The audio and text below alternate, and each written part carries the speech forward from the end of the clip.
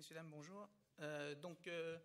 L'intérêt de cette communication n'est pas de... Ladies and gentlemen, good afternoon. The interest of this presentation is not to remind you where Alesia is, your community of archaeologists. I'm just trying to mention the pseudo-science that's developed around it with a pseudo-controversy and the media coverage issue. The difficulty is that the siege of Alesia is an important date for the history of France, even though we don't know when it actually starts, 52 before Christ, with Vercingétorix fighting Caesar.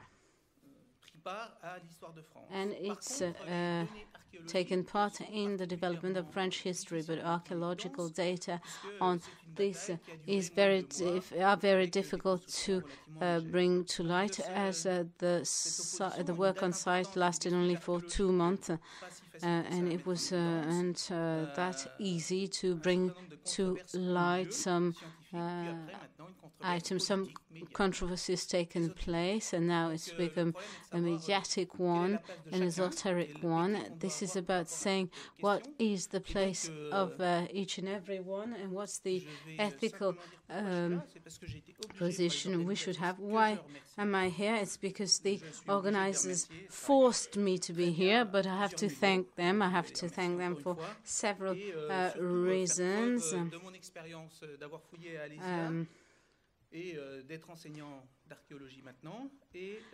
Thank you for asking me to tell you about the experience I had in my searches in Alesia, and then I can also quote Jonathan Biddle's work.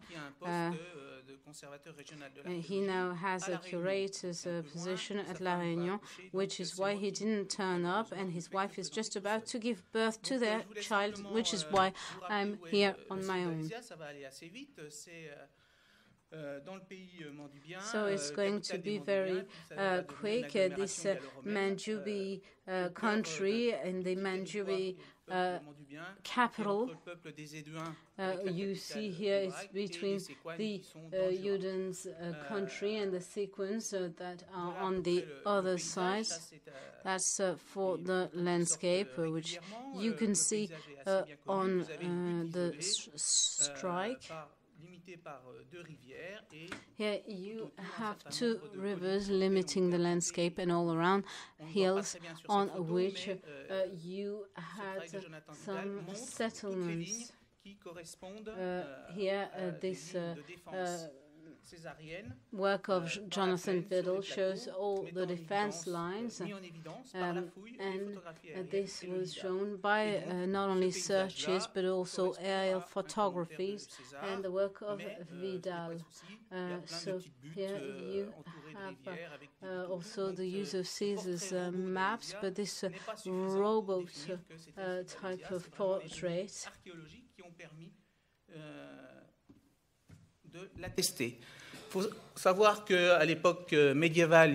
You have to keep in mind that in the Middle Ages there is a tradition about Alesia,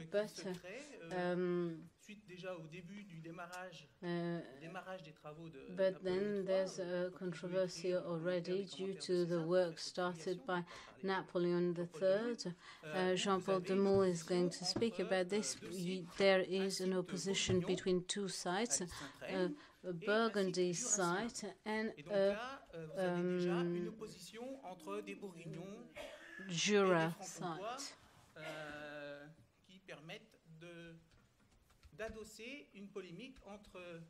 And this makes it possible to have this opposition between the Napoleon III version and the Republican version. So the question is finally settled following the searches organized by Napoleon III,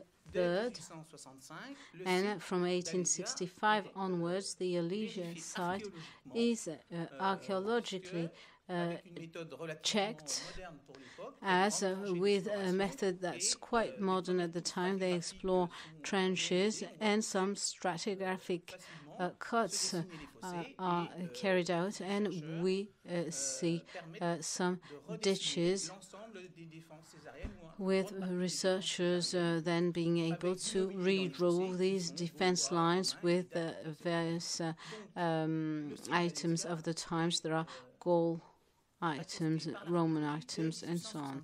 So here you have a confirmation of the nature of the site from 1865 onwards. So there are no more questions on where the site is located. Then a certain number of controversies, political controversies, are going to be added to this, as these scientists are working for the emperor, and the whole of their works are going to be discussed and criticized.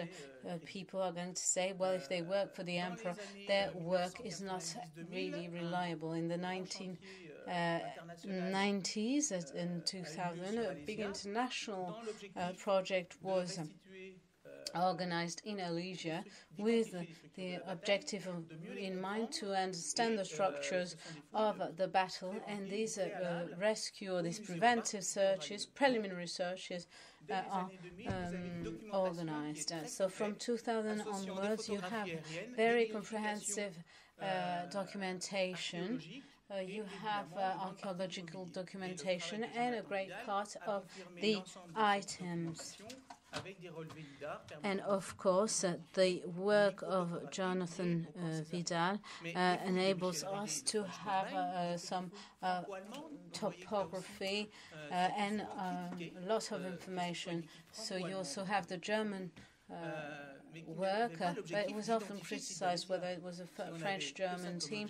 Its objective wasn't just to identify the Alesia site. If you only had that in mind in 1990, this was wasted money.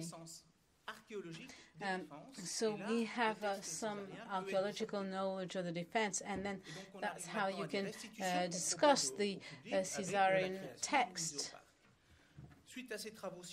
Following these scientific works, two big monographies organized by Michel Renet and another author, he wrote Alesia, the imaginary Alesia, and it mentions all that we know on the site of Alesia and the controversy that came along with this knowledge. This scientific knowledge, therefore, is granted, so to say, but we're going to slide towards a much more political controversy. Va fleurir un certain nombre de sites qui se revendiquent. That's controversy that's non-scientific, and we have places that are going to claim to be Alesia's site. The people from Alesia acknowledge that it could be the location, but then you're going to have 50 sites that are going to claim being the site where the Battle of Alesia took place without any archaeological argument, and basing their claim only on philosophical or esoteric arguments. So here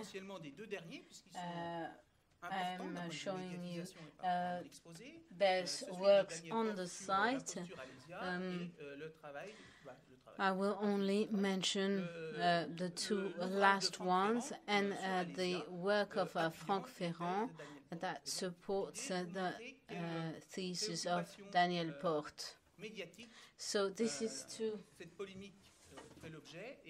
show to you the mediatic controversy that was triggered by the topic. I'm not going to insist a lot, but let's say Cholet-Crotenay as the most mediatic example, but there are many others. Following the works of André Berthier in the 60s, he decides, following some historical research and some et fait l'objet de fouilles qui ont été autorisées pendant 6 ans, puis après les fouilles ont été arrêtées par les services régionaux de l'archéologie. Typical picture that he has, that this is the site. This person plus some volunteering archaeologists and one Latin professor from Sorbonne claim that this site is the site where Alesia's battle took place. So these are very far from scientific data. But this is very far from what Alesia can be, and these are fake Alesias. It's very difficult to fight these scientific positions. Let me show you one video film on the site of Cholet-Crotenay.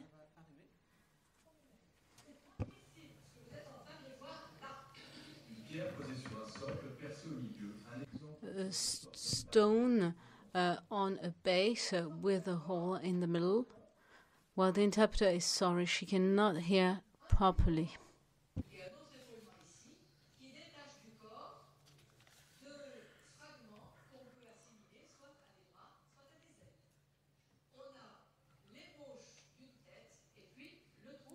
Qui symbolise le passage à la place du cœur.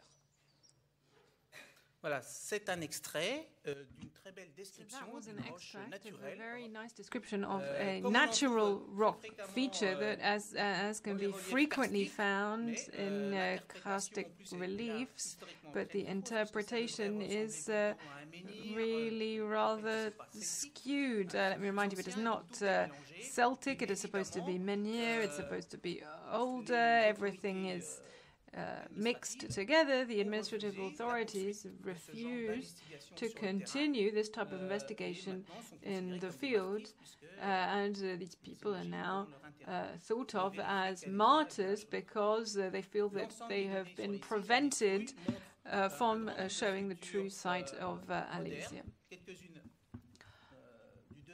Some of these are modern, from 200 after Christ Common Era, and there are a number of such stones that can be found in this region. The problem that today is not that there are a few Illuminati who could be included here, but actually there's a multiplication of false information that is then disseminated in the media, and this number is far, far higher than anything that happened in the past. Every year, when there were digs in the newspaper, there was maybe one article in the local newspaper to say that there was that Alesia was in the Franche-Comté region and not in another. But since these two regions have been merged, well, there are a lot more of them. So I wanted to show you another video where we trying to justify these presentations. The Battle of the Gauls. Where was the battle between Jules Caesar and Vercingétorix? Some people say it was in Côte d'Or, other people say it was in the Jura. Well, who was right? Well, maybe architects will be able to elucidate this mystery. Frédéric Faure discussed this. So now they've brought in architects. Why not chefs as well? Anything but historians can be brought in to talk about this. You can see how it is presented here. There's a clear opposition, this idea that we still don't know. Where is Alesia? So I think this is a very problematic issue. If I'm going to just go back to my notes, we carried out some research on the websites devoted to this topic. There are a vast number of websites talking about Alesia, and all of the sites, aside from the official site, there are 25,000 websites on Alesia. There is also a site called concoyote.net. So it is clearly by people from the Franche-Comté region, but it addresses all people who are against the official site, so against people who in Jura, but everyone. 15,000 unique visitors to the site. So, it's not just a passing fad. It really does have significance. Yeah, we'll have to look and see how this is all organized. So you have this pseudo-controversy, and let's just play this now. Go ahead, play the video, please. The previous one? That one, yeah. Waiting for the archaeological authorities to look into these strange remains, volunteers have intervened to try and preserve these stones and this site so that ultimately one day light can be shed on this strange discovery. Here, with this grandiloquent emotional music behind it, continuously is still the opposition between amateurs, non-professionals, painted in a light that is negative. It's a negative term. These amateurs have set up their own history. There is an opposition between the academic world, the scholarly world, that needs to be attacked because they're hiding things from us. And all of these films end the same way. Alesia with this strong 19th century, and then Alesia with the circus music behind it. That's the official site with the circus music behind it. So the official site, by the way, recognized by all scientists. Let's play the second video. This site cost 27,000 euros. It is at the bottom of this hill, the site of the Battle of Alesia. This is what we are taught at school, but no visible signs of the battle. The conservator has the idea of building these false Roman fortifications. So that is another report from the TV channel France 2. France 2, and I think it is a terrible, but typical of media representation. So yes, it was a very expensive museum to build, but so a very profitable, it's a profit-making activity.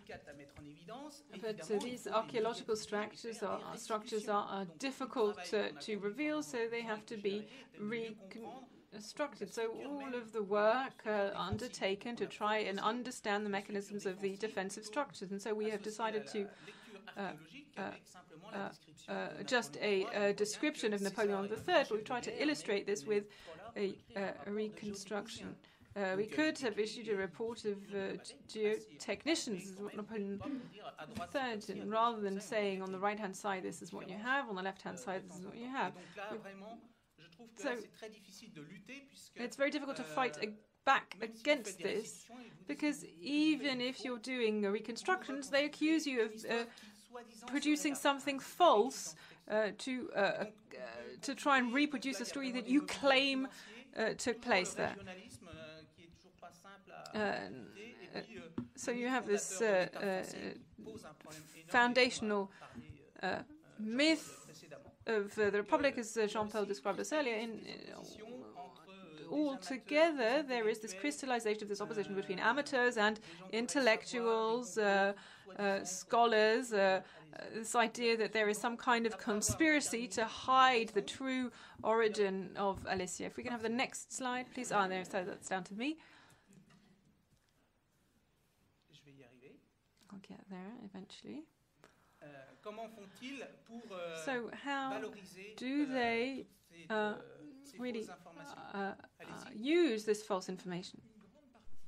If you have a high number of erudite people, professors, archaeologists in the second era that are talking about this and teach it, if they are convinced that Alesia is the blessing for civilization, this is a totally erroneous interpretation. Archaeologists are not here to say that Romans brought civilization. It's far more complex than Romanization. Every single time the interpretation is biased and twisted and skewed. This here is this TV show is public Senate. Let's have the next video, and that will be the end of videos. The authorizations to excavate in the Jura region in the Siam-Tugre site have been systematically denied since 1961. Systematically denied these excavation permits. There is a united front by all of the services of the state, from the INRAP, from state archaeology, from others. There is no plot by Napoleon III. Spoke to her, she said she was going to investigate this, and she spoke to Mitterrand, and he said, "Don't make waves." I wanted to show these videos so that I was not going to be accused of exaggerating things, of putting everybody in the same basket. But it just seemed to me that a number of people have access to the media, and if this is the level of historical information that's shown, I think there are some serious issues. As soon as you talk about scientists, it's always very difficult for them to get a word in. In Jean-Paul Dumont's presentation, he said very often he was cut off when he was interviewed on television. There were incoherences. Archaeologists are they can't come back in because these are media effects. They're always hypercritical. You know, if there are 5 meters of defences missing, then these archaeologically this cannot be defended. Conspiracy theories used to attack intellectuals, accusing them of being in cahoots with state departments. So if we try to answer some of these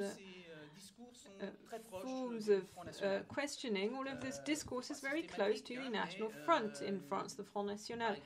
It's not systematic, but in Franche-Comté, this notion was included in the program of the political agenda of the National Front, but we don't know that if this is due to clientelism or cronyism or something else. It is an effect. It's not very easy to fight back against. Then there are people that are very influential in networks because they say, you know, they went and met with the minister and told them that Alesia is here or there. These are people with access. So we must continue to develop critical minds rather than allowing people to simplify the problem. We must develop the ability to tackle complex problems. And then we have the question of the ethical position that we should adopt in the face of this. Whose responsibility is it? I think that it is everybody's individual responsibility at their own level, depending on now different professions, academics. Of course, we become exhausted. Jean-Michel did not sign the last one because he's already issued the last petition on the subject because it's signed already a certain number with Goudineau, and perhaps other academics such as Jonathan Bidal, young people who must now pick up the baton and try and combat this fake, false information that is circulating. Once again, when I go to the library, I hide the books by Franck Ferrand. I put them at the back of the shelves behind. You know, it's a very modest gesture, but it's my contribution, a little drop in the ocean. When we're trying to show the complexity of archaeology and the difficulty of archaeological culture and explaining this to the general public, we must understand that it is very difficult for the general public to grasp. So what we must do is to convince people. I think a good archaeological culture should continue to exist, and we mustn't give up. We shouldn't give them an inch, even if we lose the the Battle of Alesia, well, okay, well, that would be another one lost, but what is going to be the next one? I went, this is the next book by Franck Mitterrand, The Battle of Troy. Others will have to give that presentation. I think it should at least be amusing, but I do think it is quite a serious indictment of the state of the media today. Thank you.